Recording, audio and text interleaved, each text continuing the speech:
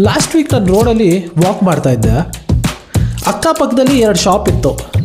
So ಒಂದು shop ನೋಡಿದ್ರೆ ಸಿಕ್ಕಾಪಟ್ಟೆ ರಶ್ಶು, ಜನ ಕ್ಯೂ ಅಲ್ಲಿ ನಿಂತಿದ್ರು.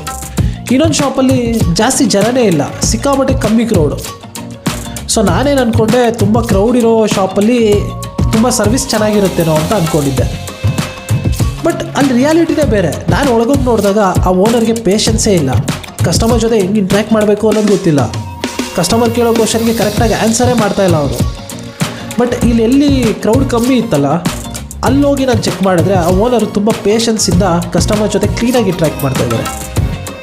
ಸೊ ಡೇ ಬೈ ಡೇ ನಾನು ಅಬ್ಸರ್ವ್ ಮಾಡಿದ್ದು ಏನಂತಂದರೆ, ಈ ಕಮ್ಮಿ ಇತ್ತಲ್ಲ, ಸೊ ಆ ಓನರು ಡೇ ಬೈ ಡೇ ಕಸ್ಟಮರ್ಸ್ನ ಗೇನ್ ಮಾಡ್ತಾಯಿದ್ದ. ಫಸ್ಟ್ ಯಾವುದು ಕ್ಯೂ ಜಾಸ್ತಿ ಇತ್ತಲ್ಲ, ಅವನು ಡೇ ಬೈ ಡೇ ಕಸ್ಟಮರ್ಸ್ನ ಲೂಸ್ ಮಾಡ್ಕೊತಾ ಇದ್ದ. ಸೊ ಇದನ್ನು ನೋಡಿ ನನಗೆ ಅರ್ಥ ಆಗಿದ್ದು ಏನಂತಂದರೆ, ಬಿಸ್ನೆಸ್ಸು ಇವತ್ತಿದ್ದಾಗ ನಾಳೆ ಇರಲ್ಲ. ಸೊ ನಮಗೆ ತುಂಬ ಪೇಷನ್ಸ್ ಇಂಪಾರ್ಟೆಂಟು ಬಿಸ್ನೆಸ್ ಮಾಡಬೇಕು ಅಂತಂದರೆ. ಸೊ ನಿಮಗೂ ಏನಾದರೂ ಇದೇ ಥರದ ಅನುಭವ ಆಗಿದರೆ ಕಮೆಂಟ್ ಮಾಡಿ ತಿಳಿಸಿ. ಮತ್ತು ಇದೇ ರೀತಿಯಾದ ಇಂಟ್ರೆಸ್ಟಿಂಗ್ ವೀಡಿಯೋಸ್ಗಳಿಗಾಗಿ ರಾಕಿಂಗ್ ಮೈಂಡ್ಸೆಟ್ನ ಫಾಲೋ ಮಾಡಿ.